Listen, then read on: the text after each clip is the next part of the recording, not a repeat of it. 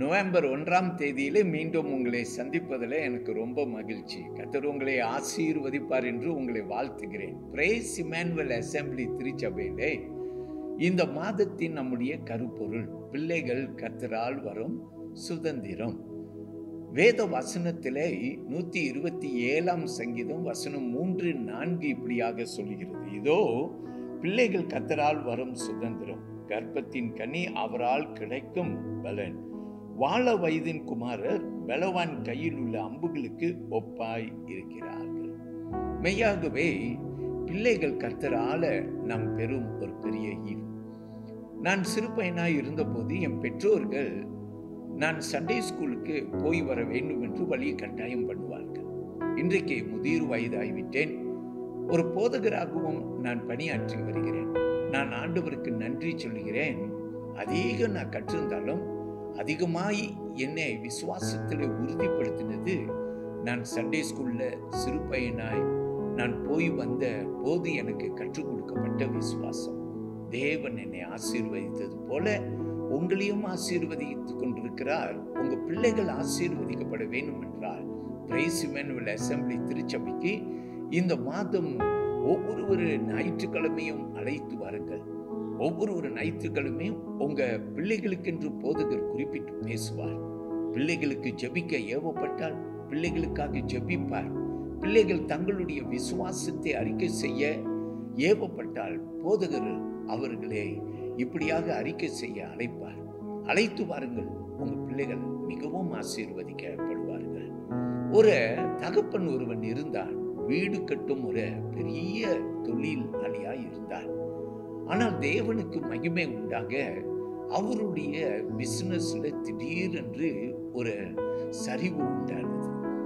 அதிகமாய் அவன் இழப்புகளை கண்டான். அவனுக்கு உண்டான எல்லாவற்றையும் இழந்து போனான்.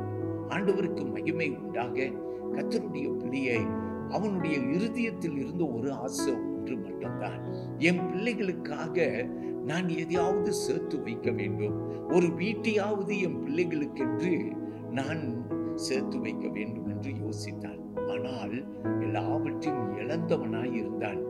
ஆனால் அவனுடைய பிள்ளைகள் சிறு பிள்ளைகளாய் இருந்த நாட்களில் இருந்து அவன் ஒவ்வொரு காலை மாலை வந்தபோது பிள்ளைகளை அழைத்து அவர்களோடு உட்கார்ந்து வேதத்தை தியானிப்பான்.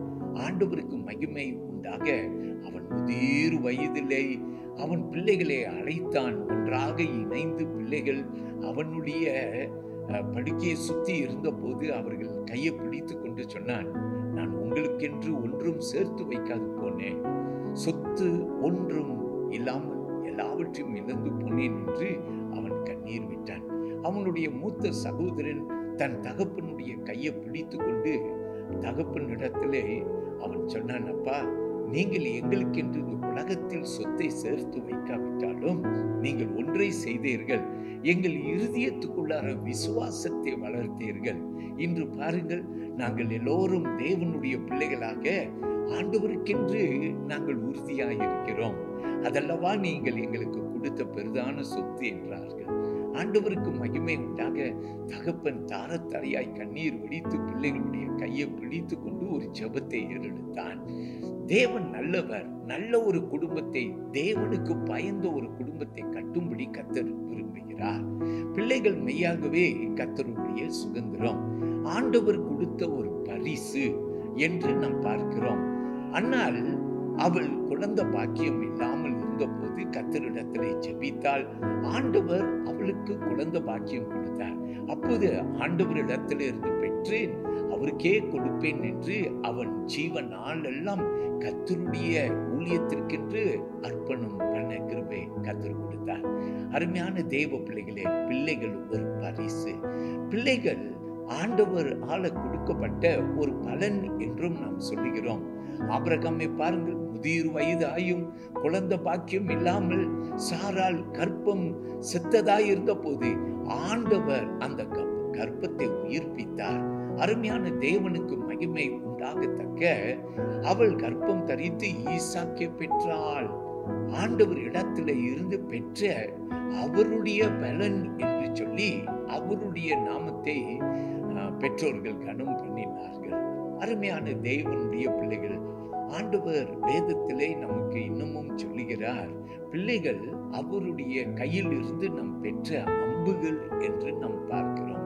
மெய்யாகவே ஆண்டவர் கரத்தில் இருந்து நாம் பெற்ற அம்பு உண்மைதான். அருமையான தீமோத்தேயுவை பாருங்கள், தீமோத்தேயுடைய பாட்டியை பார்க்கிறோம், லோவியா என்று பார்க்கிறோம், அருமையான தாயை பார்க்கிறோம், பிரியமானவர்களே யூனிகா என்று பார்க்கிறோம். இவர்கள் இருவரும் இந்த தீமோத்தேயுவை விசுவாசத்திலே உறுதிப்படுத்தினார்கள், வளர்த்தார்கள். அதனால தீமோத்தேயு ஒரு பலவானாய் எழும்பினான். அவன் தேவனுடைய அம்புகளாய் தன்னுடைய குடும்பத்திற்கு அவன் வெளிப்பட்டான். கர்த்தருடைய பிள்ளையை மீண்டும் உங்களுக்கு சொல்லுகிறேன், வாருங்கள் தேவ ஆலயத்திற்கு, உங்க பிள்ளைகளுக்காக ஜெபம் செய்து அழைத்து வாருங்கள்.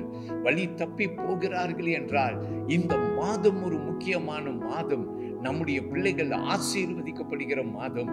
உங்களை வாழ்த்துகிறேன். கர்த்தர் உங்களோடு இருப்பார். God bless you. Looking forward to see all of you. Thank you.